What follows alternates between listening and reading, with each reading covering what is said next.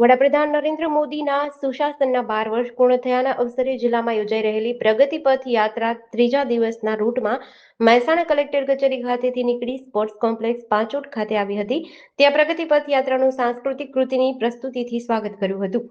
Sports complex ખાતે લોકસભા સાંસદ હરિભાઈ પટેલે પ્રગતિ પથ યાત્રામાં આવેલા વિદ્યાર્થીઓ સાથે સંવાદ કર્યો હતો. વિદ્યાર્થીઓએ સ્પોર્ટ્સ કોમ્પ્લેક્સ ખાતે multipurpose indoor hall, athletic track, football ground, handball ground, lawn tennis court, volleyball court, girls અને બોયઝ હોસ્ટેલ સહિતની મુલાકાત લીધી હતી. સ્પોર્ટ્સ કોમ્પ્લેક્સ બાદ વિદ્યાર્થીઓએ મોઢેરા સૂર્ય મંદિરની મુલાકાત લીધી હતી અને સૂર્ય મંદિરના શિલ્પ સ્થાપત્ય વિશે જાણકારી મેળવી હતી.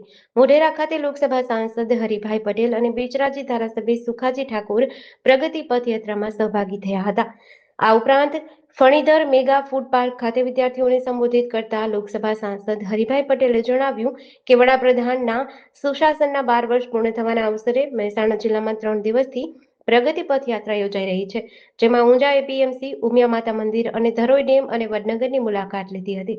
જિલ્લાના વિવિધ પ્રોજેક્ટ અને મહત્વના સ્થળો વિશે જાણકારી મળે તે માટે સરકાર દ્વારા આ પ્રગતિ પથ યાત્રાનું આયોજન કર્યું છે. વધુમાં સાંસદે કેન્દ્ર અને રાજ્ય સરકારના વિવિધ પ્રોજેક્ટ વિશે વિદ્યાર્થીઓને માહિતી આપી હતી. મારું નામ પ્રજાપતિ અદિતિ ધર્મેન્દ્રકુમાર છે. અમને અહીંયા મહેસાણાથી પાંચોટ સ્પોર્ટ્સ કોમ્પ્લેક્સમાં લાવવામાં આવ્યા હતા.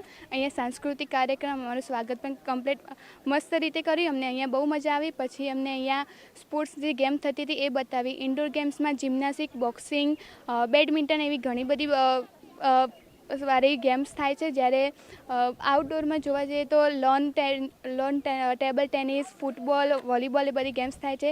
પછી અહીંયા 2-3 મોટા ફૂટબોલ અને વોલીબોલના ગ્રાઉન્ડ છે, જ્યાંથી પ્રેક્ટિસ પણ સારી થઈ શકે છે.